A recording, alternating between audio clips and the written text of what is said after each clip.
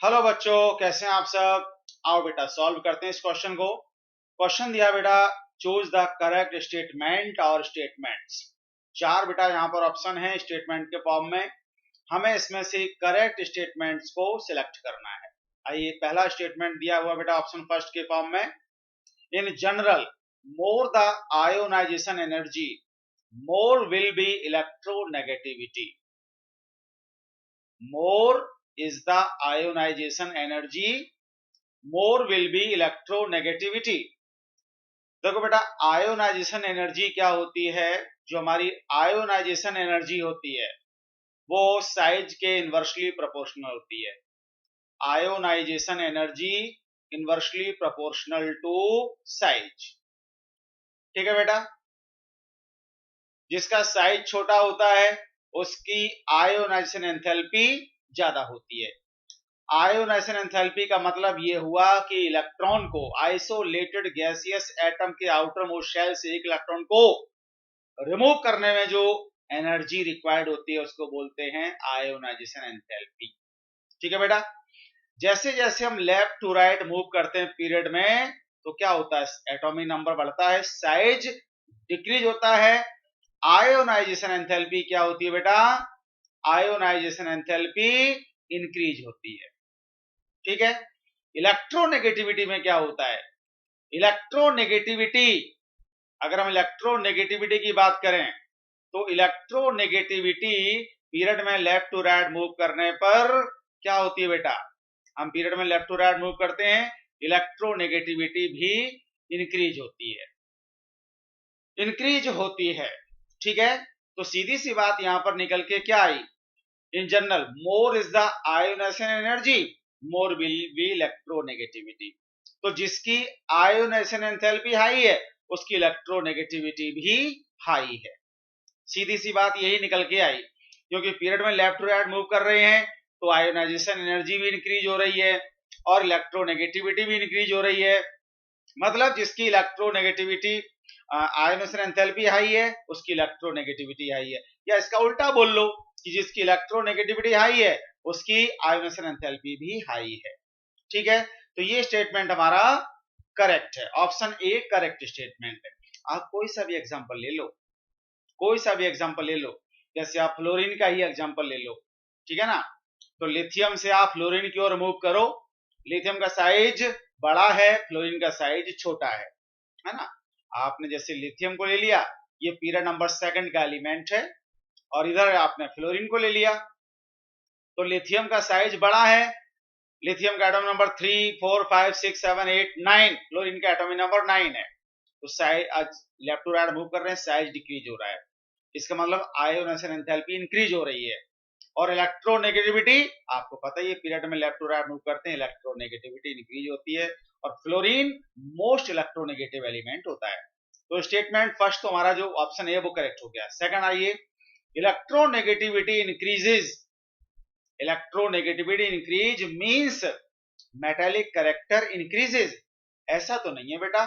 जैसे जो हमारा ग्रुप नंबर 17 होता है पूरे पीरियोडिक टेबल में, ग्रुप नंबर 17 के जो एलिमेंट्स हैं फ्लोरीन, क्लोरीन, ब्रोमीन, आयोडीन और लास्ट वाला एस्टेटाइन, जो कि रेडियोएक्टिव होता है, तो हम इसको छोड़ सकते हैं, बचे फ्लोरीन, क्लोरीन, ब्रोमीन, आयोडीन, इनकी इलेक्ट्रोनेगेटिविटी ज्यादा होती है। अपने पीरियड में सबसे ज्यादा इलेक्ट्रोनेगेटिव एलिमेंट हैलोजन होता है। ठीक है, अपने पीरियड में, और मोस्ट इलेक्ट्रोनेगेटिव एलिमेंट सबसे ज्यादा आउट ऑफ 118 एलिमेंट सबसे ज्यादा इलेक्ट्रोनेगेटिविटी जिस एलिमेंट की उसका नाम फ्लोरीन है। कितनी होती है इसकी इलेक्ट्रोनेगेटिविटी, पॉलिंग स्केल पर 4.0 होती है बेटा। ठीक है ना, 4.0 होती है इसकी इलेक्ट्रोनेगेटिविटी। तो मतलब क्या, हम पीरियड में लेफ्ट टू राइट मूव करते हैं तो इलेक्ट्रोनेगेटिविटी इंक्रीज होती है लेकिन मेटालिक कैरेक्टर डिक्रीज होता है। पीरियड के बिल्कुल लेफ्ट में मेटल्स हैं, हम पीरियड के लेफ्ट से राइट की ओर मूव करते हैं, किसी भी पीरियड में लेफ्ट टू राइट मूव करने पर क्या होता है, मेटालिक कैरेक्टर, जैसे जैसे हम लेफ्ट टू राइट मूव करते हैं एटॉमिक नंबर धीरे धीरे इंक्रीज होता है, मेटालिक कैरेक्टर डिक्रीज होता है, नॉन मेटालिक कैरेक्टर इंक्रीज होता है। बिल्कुल लेफ्ट में मेटल्स हैं, बिल्कुल राइट में नॉन मेटल्स हैं। Means metallic character decreases, non metallic character increases. तो यहां क्या लिखा हुआ है, electronegativity increases means metallic character decreases, sorry electronegativity increases means metallic character increases. नहीं बेटा, देखो मेटल एलिमेंट क्या होता है, वो एलिमेंट जो आसानी से इलेक्ट्रॉन लूज कर देता है। इलेक्ट्रॉन को लूज करने वाला एलिमेंट मेटल होता है। अगर इलेक्ट्रोनेगेटिविटी हाई है तो वो लूज थोड़ी करेगा, वो तो गेन करेगा ना। तो metallic character inversely proportional to, मैं यहां लिख भी देता हूं, ध्यान रखना है आपको, मेटालिक कैरेक्टर और जो इलेक्ट्रोनेगेटिविटी में रिलेशन है वो इनवर्स होता है। So metallic character inversely proportional to electronegativity.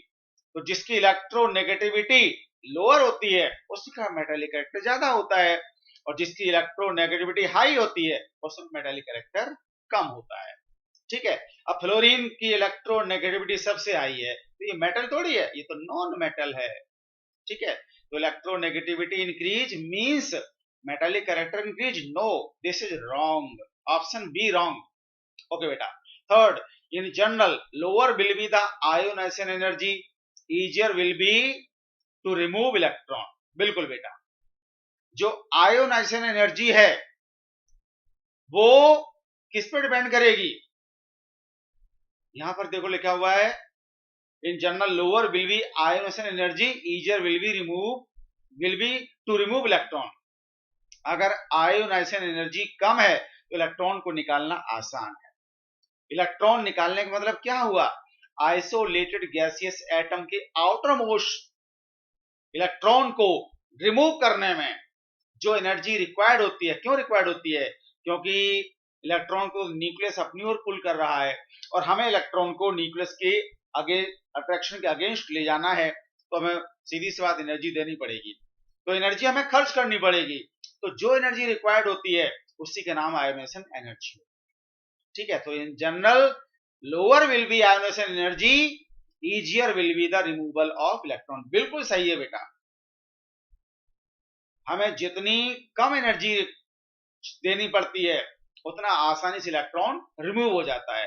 So this statement C, option C is also correct. अब चलते हैं लास्ट वाले की ओर, electron affinity of sulphur is less than that of chlorine. बिल्कुल सही है बेटा, ये सल्फर की जो इलेक्ट्रॉन एफिनिटी होती है, इलेक्ट्रॉन एफिनिटी को मैं बोलूंगा डेल्टा ई जी एच, मतलब इलेक्ट्रॉन गेन एंथैल्पी सल्फर की जो होती है, और दूसरी है electron gain enthalpy of chlorine. Sulphur की होती है बेटा -200 किलो जूल पर मोल, और इसकी होती है -349 किलो जूल पर मोल, -349 किलो जूल पर मोल। माइनस साइंस तो इसलिए लगा हुआ है क्योंकि जब इलेक्ट्रॉन ऐड होता है तो एनर्जी इवॉल्व होती है। क्या होती है electron affinity, electron gain enthalpy, isolated gaseous atom के आउटर मोस्ट शेल में एक इलेक्ट्रॉन ऐड कराने पर जो एनर्जी रिलीज होती है उसका नाम इलेक्ट्रॉन एफिनिटी होता है। तो जब सल्फर में इलेक्ट्रॉन ऐड होते हैं तो 200 kilo joule net energy release होती है, एक इलेक्ट्रॉन ऐड होता है उसके बाद फिर एक और इलेक्ट्रॉन ऐड होता है, क्योंकि 2 इलेक्ट्रॉन कम है वहां पर सल्फर के पास, ग्रुप नंबर 16 का एलिमेंट है सल्फर, और क्लोरीन जो है वो ग्रुप नंबर 17 का है। ठीक है बेटा, पहली सल्फर की इलेक्ट्रॉन की एंथैल्पी जो फर्स्ट है वो नेगेटिव है, दूसरी वाली पॉजिटिव होती है, ध्यान रखना, ओवरऑल वैल्यू ये आती है। तो क्लोरीन की ज्यादा है वैल्यू, नेगेटिव साइन तो ये बता रहा कि इवॉल्व होती है, तो हमें मैग्नीट्यूड देखना है, 200 है ये 349 है, क्लोरीन की ज्यादा है, बिल्कुल करेक्ट है बेटा।